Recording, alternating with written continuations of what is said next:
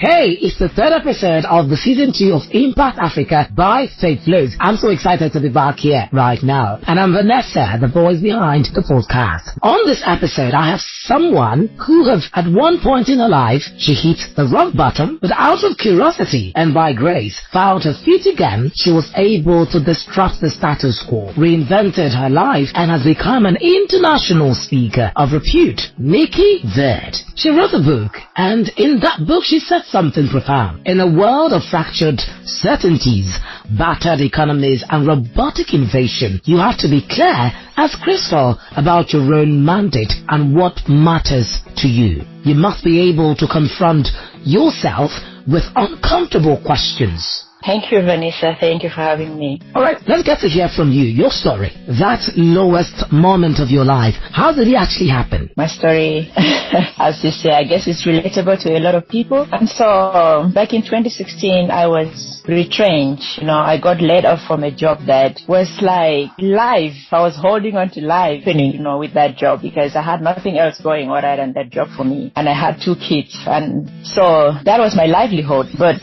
life happened and the job was gone in an instant. I went to work one day and my boss called me in for a meeting. I thought that it was just a meeting to catch up, with what has been happening because he was not around. But by the end of that meeting, I was jobless. He told me, we have been doing some restructuring and sorry, we have decided to let you go. And that was it. So that day and the weeks, even the months that followed, some of them was difficult time of my life.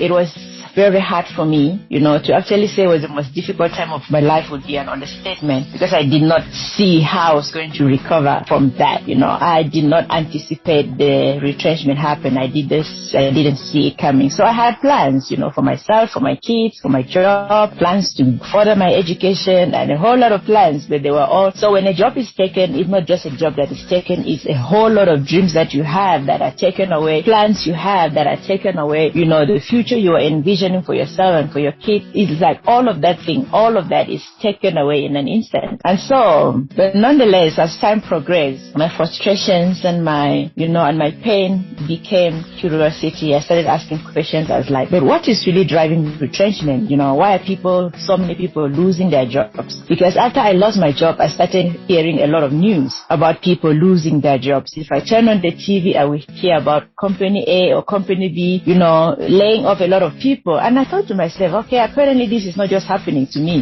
So I wanted to research and find out what was really behind so many people losing their job. I know that right now, because of COVID-19, many people are losing their job. But back at the time when I lost my job back in 2016, that was like the beginning of the 4th industrial revolution. And there were so many companies adopting these new technologies and machines were replacing people. So that was literally what happened. And when I started researching, I was like, oh wow, there's these concepts about artificial intelligence, about automation, about machines replacing people at work, about the whole 4th industrial revolution. That was my first time to come across these concepts when I started research. I'd like to ask you a question. From what you've said so far, I'm able to deduce that the reason perhaps why you were laid off was because you were not possessing the right skills that your company was looking for at the time to match up with the coming 4th industrial revolution. No, not really. It really had nothing to do with that. I was not given details as to the type of restructuring that was happening within the company. I really cannot explain because I didn't ask questions. Maybe I should have asked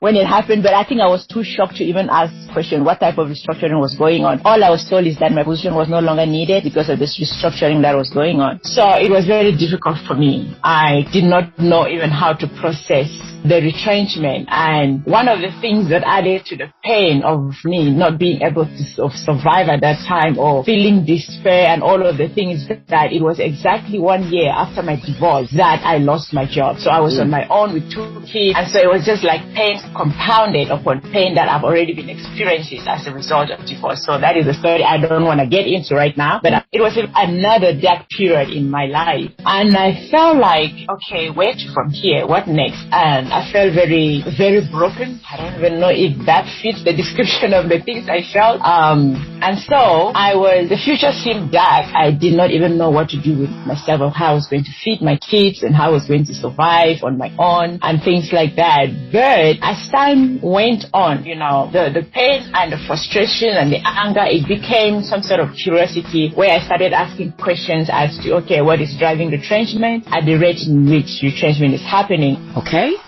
So before we get into talking about the discovery you made, how were you able to manage your life after your retrenchment? How were you getting it together? You had no money, no work, and you had children, and there were other things going on in your life at that time. How were you able to manage your life at that point in time? Like, I had to get into some sort of business. I was selling things on the street, like accessories and things like that, to survive. At one point, the street business was taking a lot of my time. I had no time for myself or for kids or to even write the things that I was finding on the internet, because I became very fascinated about these things. I wanted to write about them. So I had to survive. At the same time I'm doing this research, I have to put food on the table. So I was selling on the street, and it came a point where I was like, the street life is a bit too demanding for me. I do not have time to focus on this research I'm being fascinated with. So I kind of left the street, and I learned how to make African jewelries with beads. Okay. I think so. I don't know if that's the word. Done with them, and I will sell at the same time doing my research and writing about it. So the money from the business, so to say, was what was keeping me and the kids surviving at the time, while trying to also understand what is happening in the world of tech and things like that. So to answer your question, I got into some business, selling on the street, creating things and selling them online. Literally, that was how I was surviving. Now let's get to the part of what your curiosity made you do. I'm asking because a lot of persons come to the point in their lives, sometimes you do not expect this unfortunate situations to crop up, storms happen, things happen without you expecting them. What did your curiosity push you into doing, and what are some of the findings you made during your research? Okay, great. So as I got on the internet and started doing this research, I already mentioned earlier that concepts like artificial intelligence started jumping on me, and initially it sounded like a foreign language because I've never been paying attention to the world of technology. I have no background in technology, but I became very fascinated by these concepts. What is artificial intelligence? How does it affect work, and how does it affect people, losing their jobs? I became very fascinated by the whole robotics and automation. How does it work and things like that. Then the fourth industrial revolution in itself was about the new emerging technologies that are disrupting work and businesses and life in general. So I just became very fascinated by jobs that were once done by humans that are now being done by machines. When a company let go of so many of these people, most of these roles and whatever they were doing, the system automates them. They're being automated, right? I was like, wow. So I started writing some of these things on social media. Initially, it was a way for me to escape the pain I was feeling from retrenchment, but this thing just kept going even much and much deeper. It was like a rabbit hole that I dug myself in, and I just kept digging and digging. More people on social media now. I realized that a lot of people wanted to know more. I was not the only clueless person, which gave me some sort of relief. I was like, wow, I wasn't the only clueless person about this. I realized so many people are now asking me questions as though I'm the expert here, and I don't even know much about it. So I kept researching, and it evolved from writing those social media posts to me starting a blog. I started blogging about it, like writing in-depth articles about technology and how it's changing the world and how it's changing work in general and how the future of work will perhaps look like and all of these things. So it came a point in my writing where I realized that it looks like there is a lot of people are hungry for this knowledge, for this type of knowledge, and I felt like I think someone should write a book about this. I didn't think that someone would be me. Let me cut in here. Why didn't you think you were qualified to write a book? Why didn't you think you could translate the ideas that were running through your mind into a book? I guess because I've always been fascinated by writers and authors, and I thought that you have to be a really, really special person and really, really smart to write a book. And somehow in my own mind, I did not qualify that. I didn't qualify as smart or special or anything like that. I just thought I was just a normal person. Then So my lack of a degree played into that, with where I was thinking, okay, book writing is probably for very smart people or academicians. I allowed those self-doubt to really stop me for a while. But as time went on, I couldn't keep giving these excuses. I just felt like, well, you're already writing articles about. So it just evolved from those articles sort of organically into a book. But initially I doubted myself about the ability to write a book so much, but somehow I gave into that, and today I do have a book, and a lot of my friends are surprised that I wrote a book, and all the time I would tell them, you know what, I'm more surprised than all of you. But all of this, it just became like, when an idea takes hold of you, you either do it or you become miserable. And I realized that if I don't write a book, I'm going to become miserable, and so I decided to write a book about it, which is title of the book, as we spoke earlier, it's Disrupt Yourself or Be Disrupted. And I wanted it to be like lessons from my own life. When I had a job, I was very much relaxed. I wasn't thinking of anything outside of that. I wasn't thinking of plan B.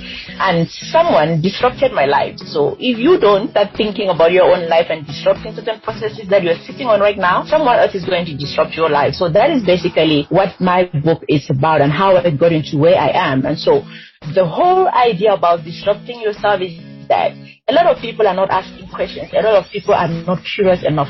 People are just going through life more on like autopilot.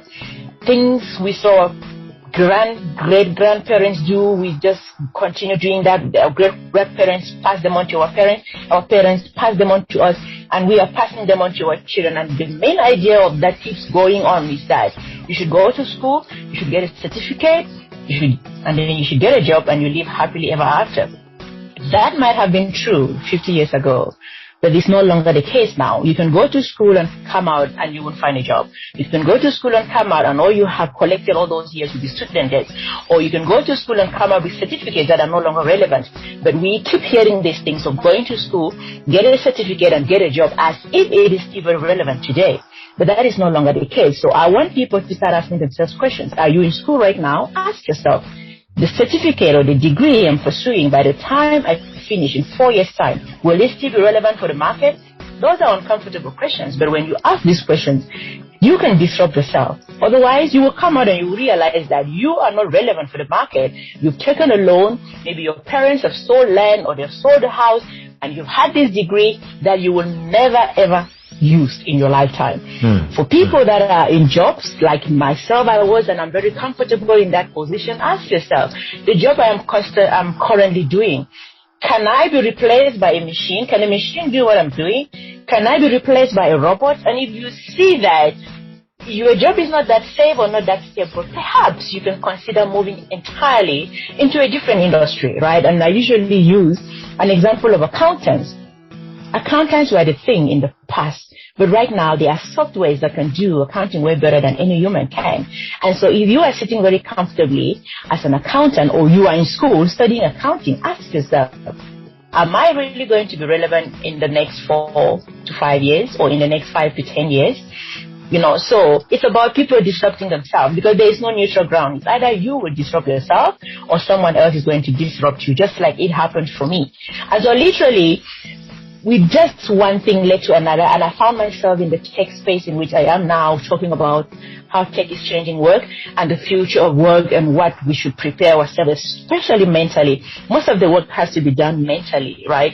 So this is how I really got into the space in which I am now, and it's been an amazing journey for me. You know, I totally enjoy what I do. I love what I do. And I like the whole idea that it's very uncomfortable conversation, because people are like, are you saying we shouldn't go to school anymore? Are you saying the certificates are not, you know, all of those things. But nonetheless, it is about us being curious and asking questions rather than just pushing the narrative that has always been go to school, get a certificate, get a job. No, you can go to school, get a certificate, start a business. You can go to school, get a certificate, start a shop next door, whatever, you know, and things like that. It's not just about jobs, because companies are doing more with less humans. It's not like humans are completely being phased out, but the truth is that a company that had, for example, 10,000 employees 10 years ago, that company is doing very well with 30% of that workforce. Now, at that point in your life, at that point in time, when you doubted yourself, your ability to take up such huge task, writing that book. What lessons did you learn from it that you can share with someone listening to you? The big lesson for me was that I believe that the way you see yourself and your mindset is more important than any certificate that any educational institution can afford you, because sometimes people rely on their certificate much more than they rely on their purpose, or much more than they rely on their mindsets or on themselves. And so because I lacked these certificates, it sort of pushed me to do things I didn't think were possible, because I felt like, okay, let me just give it a try and see. Maybe if I had this certificate, it probably would have even restricted me more, because I probably would have been looking at a life that was geared only towards whatever I studied in school. I don't know what that could have been. It could have been science, could have been maths, could have been, I don't know, history. I would have probably been focused more on that, and writing would never have forced that. Sometimes you can probably have a certificate in one thing, but your purpose lies completely outside of that certificate. You may lack a certificate entirely like myself, but when God has given you a purpose and an ability to do something, you can do that. There's this thing I've observed in the African setting, that you only amount to something when you have a degree or certificate, and sometimes those who don't have the degrees are looked down on as not being able to contribute to the society. So your story so far is able to let people who see themselves or find themselves in that situation where they think, I'm not fortunate enough to acquire a certificate or a degree, is that it's not about acquiring the degree, but it's about purpose, discovering what you can do and trying to see how you can do it, even when the certificate or the degree is not there. So it's a powerful one, profound. Because of that experience, I tell people that when you have a dream and you believe in something, focus on that thing. Don't worry on how the execution will finally happen, because if this was really meant for you, it will happen. You know, vision goes before provision. That is one thing that I have come to experience in my own life, and I believe so strongly in it. Hold on to the vision, the provision will come. Right. Great.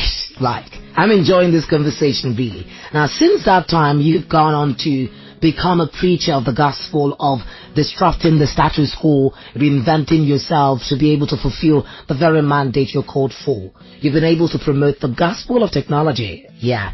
Especially now that we are in the fourth industrial revolution. How do you think people can embrace this new and reinvent themselves? Tell us about it.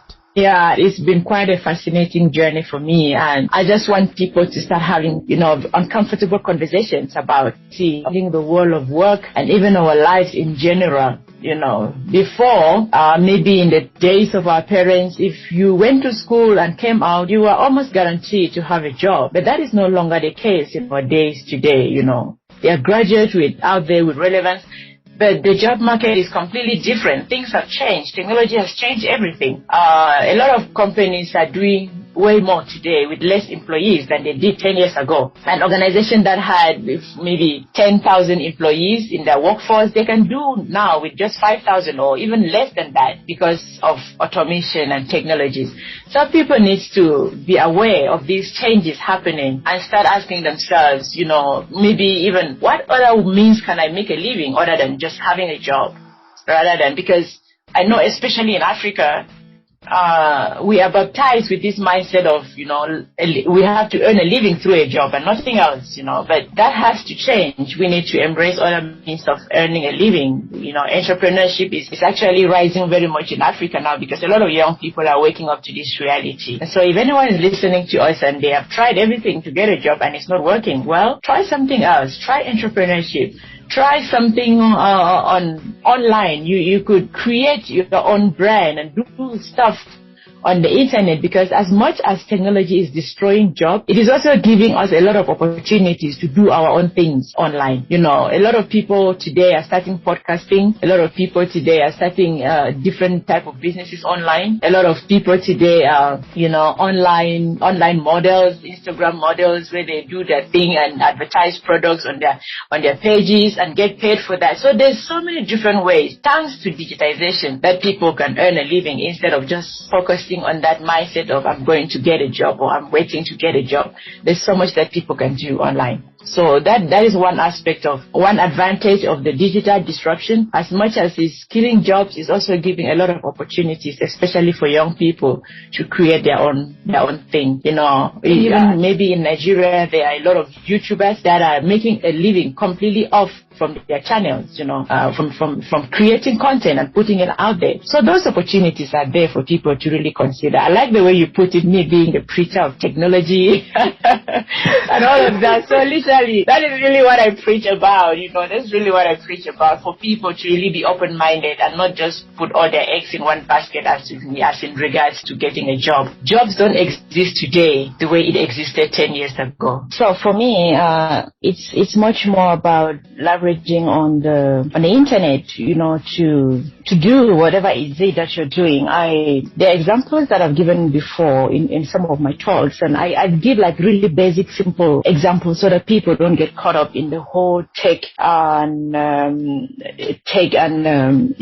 idea of big words, and I'm not really understanding what we're talking about. I usually just say, for example, right, if you are, say, someone who sells diapers for babies, right? You can start a Facebook page and start creating content around pregnancy and around new mothers or motherhood in general, and empower or educate people about taking care of babies, empowering maybe younger women who are having a child for the first time and telling them what to expect, or what people who are pregnant for the first time should expect. And then you create the content around that. And when people find value in what you're creating, then they turn to buy whatever you're selling. If you are into baby things, not just diapers, but generally baby clothing or anything like that. So for me, that is one example of digital entrepreneurship.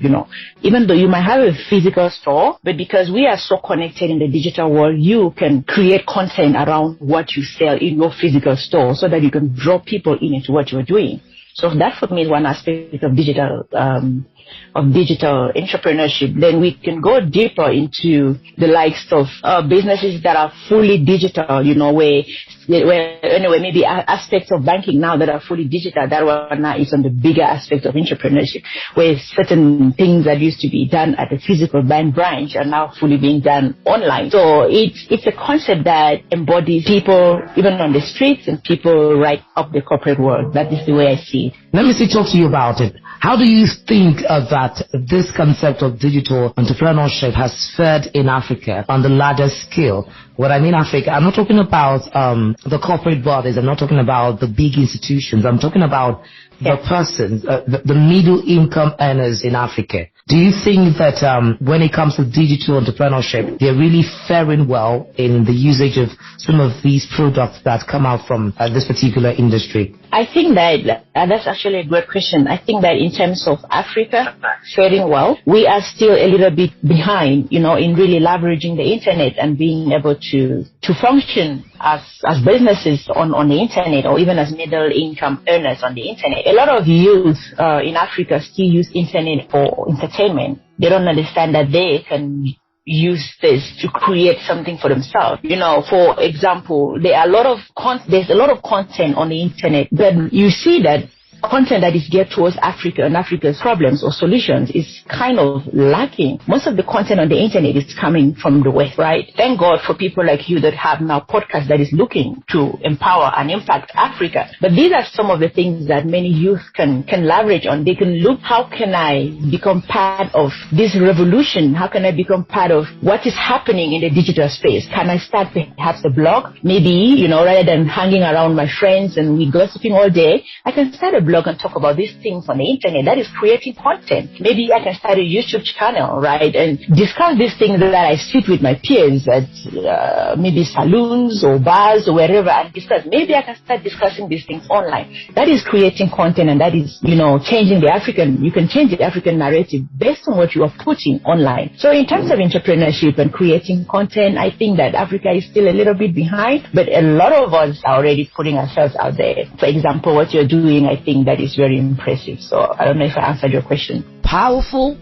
We're still talking about disrupting the status quo and reinventing yourself, your life. Now, I've been talking with Nikki Vert here, and so much has been said. Now, you should be able to start asking yourself those uncomfortable questions, because it is in the process of you asking these uncomfortable questions that you will be able to realize that I am not satisfied with the point where I am right now, and you're able to take another step, distrust the status quo, get uncomfortable with the situation that you find yourself, and then you embrace the new, which sometimes might be difficult, but you've been able to do it, and that's a great lesson for anyone listening to us right now. So at this point in time, I want to say a very big thank you to you, Nikki Ved, for finding time to come share this powerful story with us, and also use your story to actually help someone in their journey to disrupting the status quo and reinventing their lives. Thank you so much. Thank you for having me. Well, I guess my concluding remarks would be Google it. Don't be afraid to ask Google questions. They will not laugh at you. Your friends can laugh at you. Your family can laugh at you, but Google will not laugh at you. Ask Google questions, and the answers to some of your problems will be found in Google. So basically, that's what I can really say. Reinventing yourself requires you to look stupid sometimes. Yeah, all right. So you heard her. Google should be your friend. Do not be comfortable with the status quo. All right, thank you once again, Miss Nikki. And at this point in time, I want to say thank you to you who's been listening. And I want to believe that her story and where she is right now should be something that you can build on. Remember, you have all it takes to disrupt the status quo. Start by asking yourself those uncomfortable questions and try to reinvent. I want to believe you've learned something profound that you're going to act on. And please do not hoard this information. Do well to share it with somebody. You might never know who you are saving, who you are helping. Alright? So, Impact Africa is a production of Faith Flows. Do well to connect with us on www.faithflows.org and on all of our social media platforms. Alright? So, see you again on the next episode. Until then, have yourself a lovely time. Vanessa Richard is my name. Enjoy. Breathe, feel, live, love, learn, grow in faith, and make an impact.